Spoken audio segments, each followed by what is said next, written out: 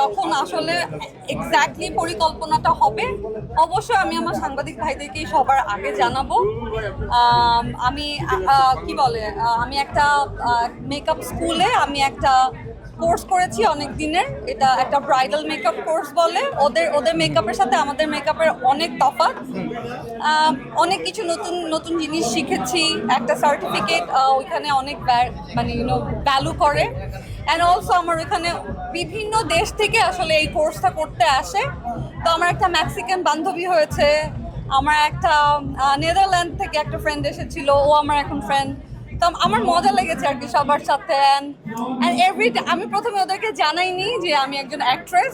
তো পরে যখন আমার তখন মেকআপের ইনস্টাগ্রাম অ্যাকাউন্টটা খোলা হয়নি, তো আমি যখন আমার ইনস্টাগ্রামটা ওদের সাথে শেয়ার করেছি, then they was like, oh god you are famous. তো হ্যাঁ, তো আমি আস্তে আস্তে একটু একটু করে আর কি ওরা যখন জানতো, তো যে কোনো টিচার আসলে ওরা আর কি অনেক এক্সাইটমেন্ট নিয়ে বলতো, oh do you know Sadia is so famous, she is an actress. And একদিন মজা করে ওরা গান শুনতেছিল, তো এমনিতে ফান করে বলতেছিল, ও আমরা এখন সাদিয়ার গান শুনবো। তো আমি অ্যাকচুয়ালি আমার গানটা আমি ওদেরকে ইউটিউবে দেখাই। তো এভরি টাইম আমি ওদেরকে অনেক সারপ্রাইজ দিতাম আর কি। এখন একটা সারপ্রাইজ দেন, এখন গান শোনান এখন। প্লিজ প্লিজ প্লিজ প্লিজ আপু একটা গান।